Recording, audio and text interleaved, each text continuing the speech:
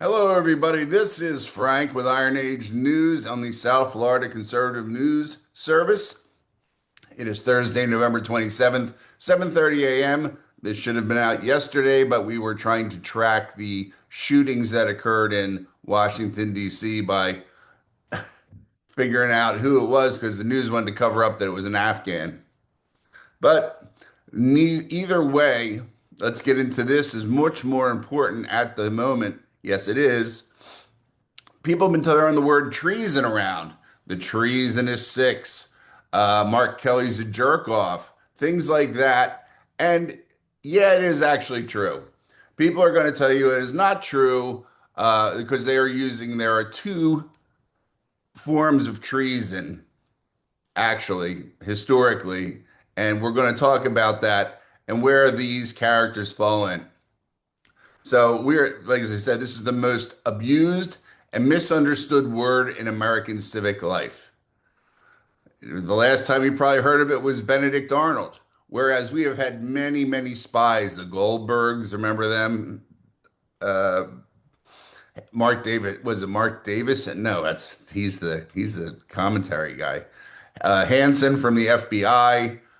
There were the Walkers. There was a whole bunch of idiots that should have been tried for treason. Instead, they went for something else.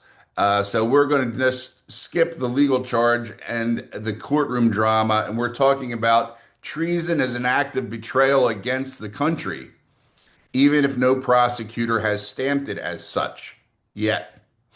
Now, this distinction matters right now because of what Senator Mark Kelly and several of his Democratic colleagues just did. And if you want to believe me, it was not harmless, it was not innocent, and absolutely not just a legal civics lesson from big bad Mark Kelly hiding like this, like a puss, behind that kind of a definition when we all know it wasn't true. You've seen the video, Democratic lawmakers telling U.S. servicemen that they must refuse illegal orders. On the surface, that's fine. That's true. Nobody argues otherwise. But context is everything. And the context here is nuclear. This message was aimed directly at the armed service. It came right after a major Trump speech. And it was framed in a way that every partisan outlet immediately spun as don't listen to Trump. Don't follow him. Don't trust him. Very much so. Now, here's where the treason comes in. Legal treason is narrow. It requires waging war against the United States or helping its enemies. You need two witnesses. You need an overt act. It is almost impossible to charge. This is very problematic and very much like when we discussed earlier videos. Why can't you court-martial a four-star general? Because of the inherent problem of getting other four-star generals to convict somebody who is probably a close friend. Okay? But civic treason, now we're talking. That's when you undermine the chain of command. That's when you weaken loyalty among the armed forces. That's when you tell troops that obedience depends on who won the last election. And that, my friends, is exactly what Mark Kelly just did. Young soldiers are already being processed under the UCMJ for repeating this rhetoric online. Retired officers are chiming in with their own lists of which orders they wouldn't obey depending on who's president. They also should be reactivated and kicked around a bit. And there was a lieutenant general who especially was very vocal. It turned out that he was a very big operative amongst the Democratic Party for quite some time. So funny how that went, but did use his title as lieutenant general, which is like nobody understands what that means. You should have said by the stars because that's for the average citizen. So that was geared towards service personnel. So meanwhile, Kelly sits there on camera, smiling that fucking smile, untouchable, knowing full well that his words carry a weight that an E4 could never get away with. Nor does he care what happened to the E4 because he is the stereotypical do not give a fuck officer, flyboy, I'm in my own cocoon, blah, blah, blah, blah. I will crush you all because it benefits my agenda. That is betrayal. That is civic treason. And if we pretend it's not, the damage gets worse every single year. Remember the Vietnam era? There was a thing called the Winter Soldier. It was theatrical. Your favorite senator, who never opens his mouth anymore, John Kerry, used that as a springboard to get himself into politics. Remember how activist elites, this is for the older people, activist elites demoralized the rank and file and then rode chaos into office. You had John Kerry doing that. Hanoi Jane Fonda, you know, she's back, right? And now Mark Kelly looks ready to use the same playbook, this time aiming at 2028.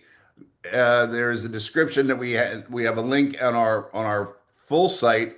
We did an article on the issue that Mark Kelly probably was going to be sought to replace Biden back when Biden was completely falling apart and Kamala Harris would have come in. But Kelly was too white for the outrageous. So now he's decided I can betray America just like the rest of my party, and maybe I'll get the bid because Harris is dead in the water, right? And who else do they have? This is not about policy, okay? It's not about the law. It's about conditioning the U.S. military to see the commander in chief as optional. And this is old time socialism. And we've discussed this prior. Once you go down that path, a republic stops being a republic. So here's the bottom line. You don't need a courtroom to identify treasonous behavior. You only need clarity of mind and courage to say what you're saying. We're saying it here. I say it in public. If my newspaper locally would take it, I've already sent into there, but they say they don't want to get involved in it, basically because we have a lot of Democrats in the area. And of course, guess who owns the newspaper? So what Kelly and his allies did is not legal treason yet, but it is treason in every civic sense that matters. A republic survives when its citizens refuse to be gaslit, when they demand accountability, and when they refuse to let political elites toy with the loyalty of the armed forces. They need to disrupt the military at this time because for what Trump is doing, even though they all cry that there's going to be invasions, his intimidation policies do work. His limited military use has worked. This does not go over well with the Democrats, and it does not go over well with the Mitch McConnell war at all costs, meaning dollar signs, Republicans. So that is a major, major issue. We need to call it out. And if you look at that legal definition, nowhere in there did the founding fathers ever anticipate militant Islam in the United States, socialism being as high as it is in the United States. These are all enemies of the United States. They are enemies of the Constitution, everything that we stand for, and need to be dealt with accordingly. So if you like this, if you have any more interest in it, please share. We're on YouTube, Bitcoin, YouTube, BitChute, Rumble. Substack has a little bit different version. And of course, www.southfloridaconservative.com, where we give you a much bigger detail breakdown of these topics. So that's all for now. Have a great Thanksgiving if you're not a treasonous piece of shit like Mark Kelly. And talk to you later on.